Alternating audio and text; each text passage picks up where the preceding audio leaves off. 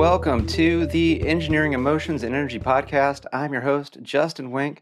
Today, we got a very important topic, one that's going to be very simple, yet can be very powerful when used at the right time. Here, we want to help you have a less stressful, more energetic life that you are living from your heart so that you can feel like life is going the way you want because you're living your passion, you're in alignment with your purpose. And it can be really hard to have that feeling if you are stuck in what many people like to call a negative emotion. I almost don't like to call it that, but most people call it that, so I'm going to call it that. What would be a negative emotion? We're talking, being afraid, sad, anxious, anger. So these ones where it's like, this is not fun. This is not, you would not pay $20 to go into a place on a Saturday night to experience this feeling, right? You do that because you want to experience fun and excitement and adventure. Um, why do I not like to call these negative emotions? Because they do serve a purpose. They are there for a reason to point out when there's maybe something missing in our life or there's something there that shouldn't be there. If there is a starving tiger right in front of you and you are the only meal source in your skin suit of a human body, you should be very afraid at that point. That is a smart use of that emotion. It's not a smart use of that same emotion when it's just, how is my talk in front of, a group of people, whether that's for work or maybe that's at a wedding or something. To bring that level of fear of the tiger to something like that is going to be very, very destructive. So how do we get out of it, right? Because sometimes we just, the thoughts get going and we can ruminate and we just are in this emotion and stuck. Because really, these emotions, they're very valuable when they're experienced and processed more or less, in the now, and we take action. Um, but they are not healthy if it becomes a steady diet. I like to think of this as the McRib factor. So if you don't know the McRib, congratulations, you're probably living a pretty healthy lifestyle. Um, but if you grew up kind of like me, where you didn't even know what a what was that fruit? What you didn't even know what a plum was until you were the age of 30, and a coworker had to explain it to you. And you grew up when the options that your mom would bring are bagel bites, which is a horrible. It's like the worst bagel and the worst pizza had a baby, and then you microwave it. So it's that versus going to McDonald's. So I know the McRib intimately well, and basically what it is mostly McDonald's menu is chicken or beef related, except for their breakfast products. But on a rare occasion, who knows how long? It could be every couple years, could be a little more frequently. They will release the McRib, which is a pork-based sandwich that is pressed into a rib-like looking thing so that it gives the appearance that you are eating ribs, but it is really just a mash-shaped pork concoction in the shape of ribs with a sugary sauce in a bun. And if you enjoy McDonald's, then you usually love the McRib. And they only have it for a limited time, partially because if something is scarce, we want it that much more. And I like to think that it's because um, for the like the breakfast, they have the bacon and the sausage. That what happens is, like, on the cutting room floor when they're making these, they're just collecting up in some sort of bucket, all of the leftover stuff. And whenever they get enough of these barrels of leftover pork product, that's when they decide to clear it all out with the McRib. And if you have one or two during this time, it's like, oh, this is fantastic, really good. But if you start hitting a little bit heavy, it's gonna start impacting your health. You're gonna be like, oh, my gut's not feeling good. Like, this is just not right. And these negative emotions are kind of like that. They should just be a limited amount of time where you're like, oh, yeah, all right, this is something I should do something about. All right, but this is not an everyday type of meal. So how do we get out of it? So I like to think of these negative emotions as, we look at them as, it's an emotional ailment when it becomes perpetual. Because what I'm not saying don't is you don't want to avoid feeling these feelings. Because again, there could be a valid reason why you are sad, like a relationship's ending, or someone has passed, or something that meant something to you has gone away. There's valid reasons to be sad, and then there's valid things to be anxious about as well. All these feelings totally valid. So it's just if it becomes perpetual, habitual, that's when we want to bring in an antidote. So what is an antidote? An antidote is simply bringing in something to get us out of the emotional ailment for a particular time to allow us to relax the nervous system and then paint a picture or let us feel what we would like to feel so then our body and our mind are in a state where we can actually kind of see the situation more clearly, and if something does need to be done, we're going to be in a much better state to actually do what needs to get done. So what are some antidotes to some emotional ailments, right? So like let's take sadness for instance. There's a loss.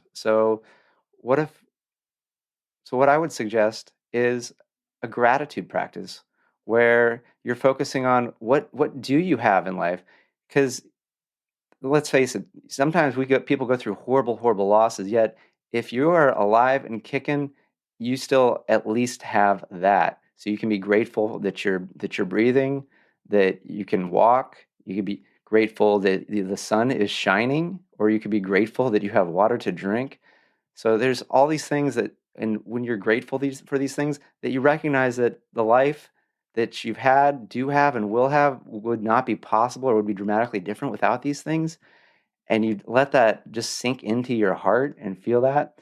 It gives a great feeling for what you have. And the thing is, that if we go to the reticular activation system, which is where whatever we focus on, our mind shows us more of. This is you buy a brand new Mazda, you start seeing Mazdas all over the place, whereas before you had bought the Mazda, it's like, wait, everyone drives a Tesla or a Toyota, right? Like, who drives a Mazda? Yet you go and buy the Mazda, now you see them everywhere.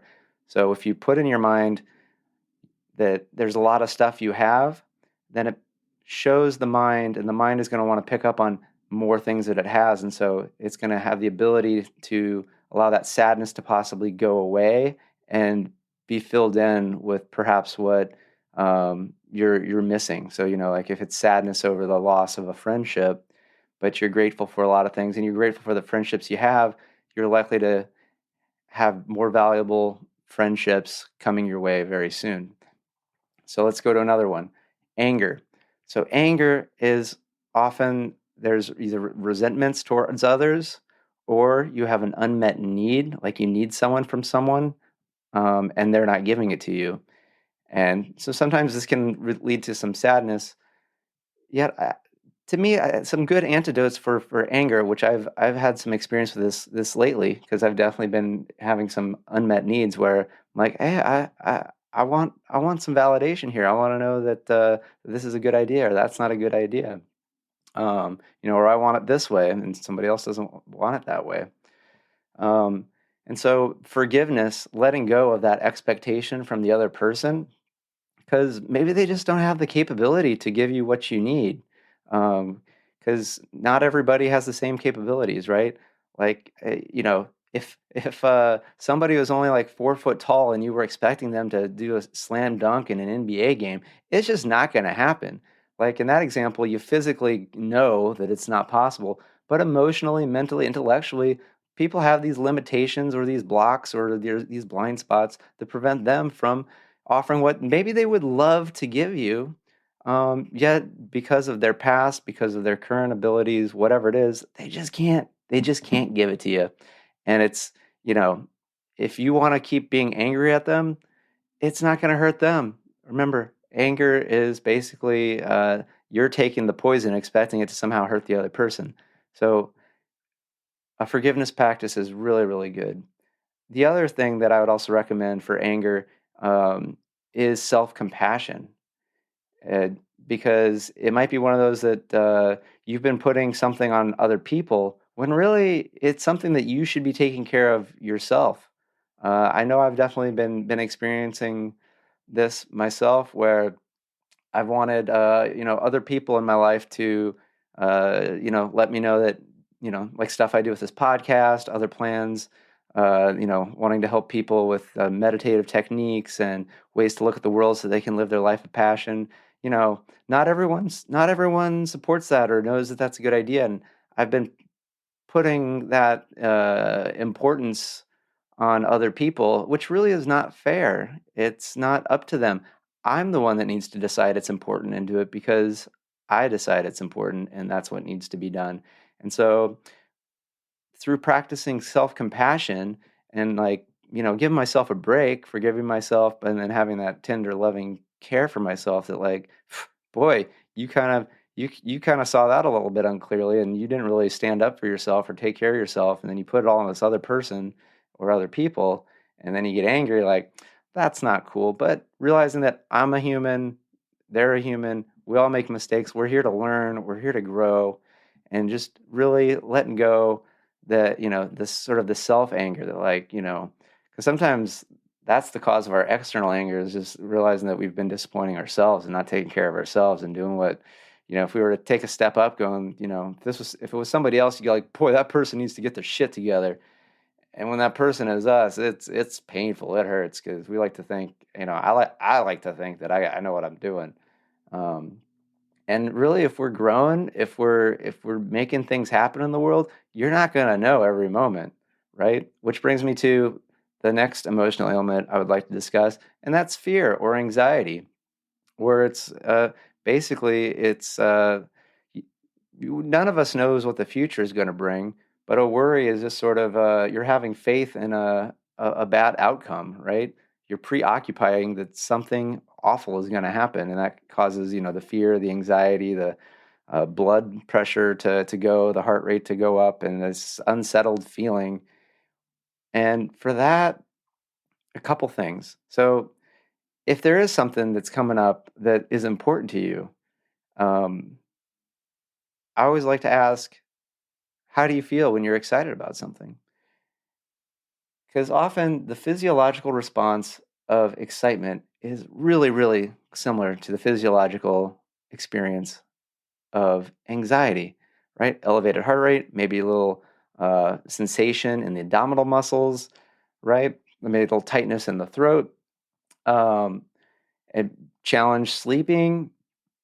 Yet, if it's excitement that fuels, if it's anxiety, it can make us stop on our tracks. This, again, I'm very aware that there is, clinical anxiety that I would, definitely recommend, go see a professional for that. So we're just talking about sort of like low level, I don't need a medication for it, but, just that relabeling, like, wait, I'm excited. I'm actually excited to do this. It becomes fuel.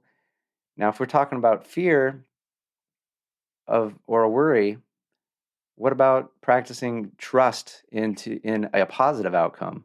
So instead of having those mental pictures of how it could go wrong, a practice of looking at the future and programming yourself with and visualizing, feeling what it would be like if everything went right. Because you don't know either way. But one thing you have control about is what thoughts are you gonna choose? What mental images are you gonna choose? Where are you gonna put your focus?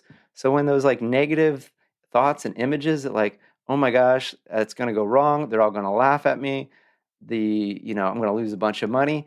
Just go stop it, and then picture there's so many people that could benefit from this. There's a lot of people that'll love what I'm about to do, and this could make me so much money, and this could really, really help the world be a much better place. And hear the compliments, see the great benefits, and then feel that like feeling of accomplishment. And I've been talking about a lot of the things that I've mentioned. I've done previous podcasts on where I've talked about practices you can do. Um, I'm going to be having a lot more stuff where you can learn these practices and do them, because I got some really cool stuff. I just booked my first in-person workshop because apparently people are starting to be able to go like outside of places and do things in person, which is going to be really cool. Um, so I'm going to do a 2-hour workshop. So definitely subscribe, follow me, because on my social media, once we get the exact time and stuff, because I think this workshop is gonna sell out. It's going to be so good because um, I just recorded an audio so that people can learn instant relaxation because I want people to be able to, have a better life in as little amount of time possible because I know that that's one of the biggest stressors is not having enough time. So if I'm like, in just 3 hours a day, you can do these practices, and you're like, no, Justin, fuck off. I don't have to, I don't have time to, shit, shower, shave. I have to do them all at the exact same time, honestly. And I figured out how to do two at a time, but not the third. The third I'm still figuring out, but I'll get there. So I understand. I feel your pain. So that's why I want to make things quick and effective. Um, and so looking forward to, giving you guys more tools, more access to great information, because I want you to be able to live a life that has more of these antidotes and less of these ailments. So that's the show. Really appreciate you listening. Follow me on Facebook. I think I've changed it. I'm at Justin Wink Ph.D. So it's the same there as on Instagram. You can also find me on LinkedIn. Do encourage you to go to justinwink.com, sign up for the mailing list. I've got up now. It's really, really cool. It's my Perfect Life meditation audio. I've got that up free. I'm probably gonna take it down because that's it's just like it's too good. It's and if you get it and you're able to get, I think it's too much. It's too much good content, and you're like, Justin, you're being full of shit. Like, but no, it really is like too much stuff, and it really needs to be sort of like parsed out. Like, it's kind of like it'd be like if I gave you a free cow, like you wouldn't know what to do with it. I mean, some of you would. So some of you, I'm saying, if you go there, try it out. If you get it, great. If not, then you're like, Justin, I don't know what to do with this. It's too advanced. Like, send me a note, and I'll work with you to break some stuff down, which is what I'm working on. But just hit me up, and I'll do that because uh, I don't want you to have to eat a whole cow. I wanna be able to slice that thing up and give it into you in the right portions so that it goes down smooth and easy, and you feel nutrified. Is that a word? I don't know. It's a word. So that basically you feel nourished in your mind, body, and soul. So, I'm not here to feed you the McRibs. I'm here to give you like, the filet meat, right? The filet mignon. I'm here to give you the ribeye, the good stuff, in the right portion so that you can come back time and time again. And, in a short amount of time with working with me, you're going to be amazed at like how much dramatically your life is improved. That is what I'm all about here. So again, look me up. If you got any questions about the podcast at justinwink.com. Otherwise, till next time, good day.